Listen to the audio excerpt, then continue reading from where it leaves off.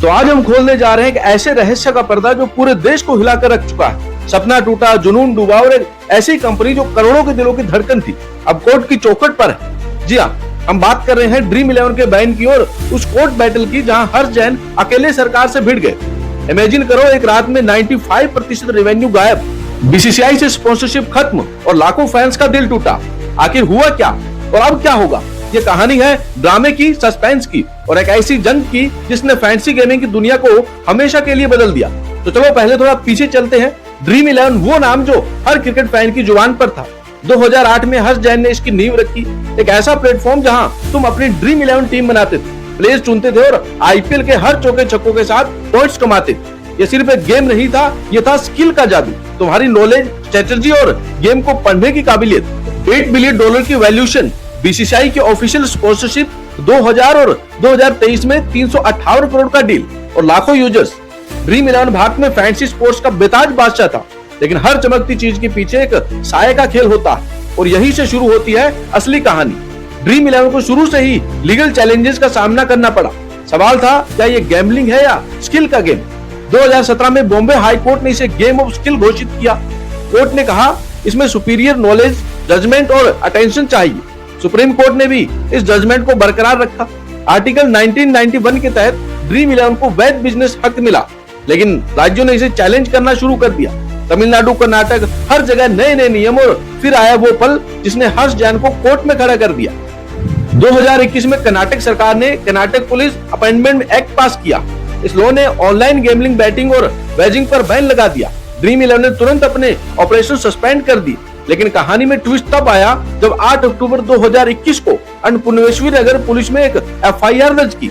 शिकायतकर्ता एक cab driver Manjunath, इल्जाम ड्रीम 11 बैन के बावजूद ऑपरेट कर रहे थे और आरोपी कोई और नहीं, हर्ष जैन और भविष्य।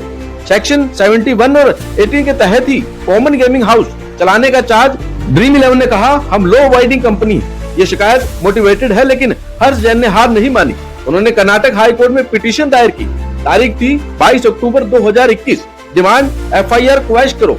आर्गुमेंट, ये लॉ अनकॉन्स्टिट्यूशनल है, या आर्टिकल 1991 या free speech article 21 right to life और आर्टिकल 1991 एंड कॉमर्स का वॉल्यूशन।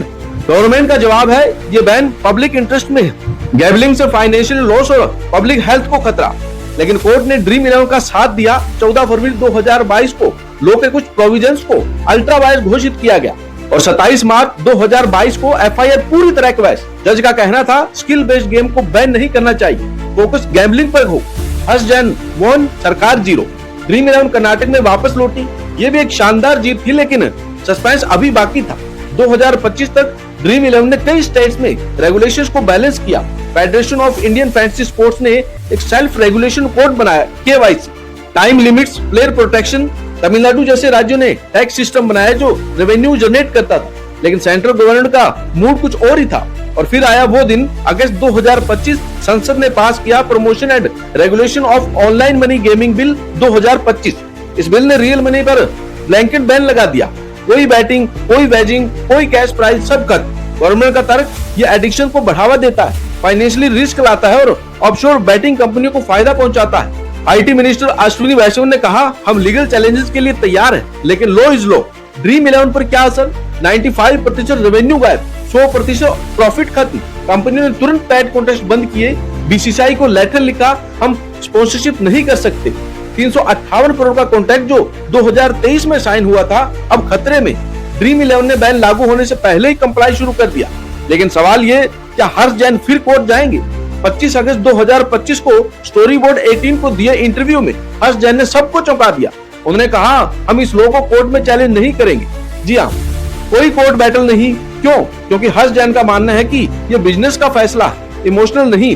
गवर्नमेंट साफ कर दिया है कि वो ये इंडस्ट्री अभी नहीं चाहते, हम पास्ट में नहीं जीना चाहते। उन्होंने माना कि इंडस्ट्री सेल्फ रेगुलेशन में फेल हुई, लेकिन हार नहीं मानी। हर्ष जैन ने ड्रीम 11 3.0 का प्लान बताया। अब फोकस होगा Dream Cricket, Dream Money, Dream SetGo, Dream Fan Code जैसे प्रोडक्ट्स पर। Free contest, e sports, financially products, नया गेम प्लान तैयार और ले ऑफ स्नोवे।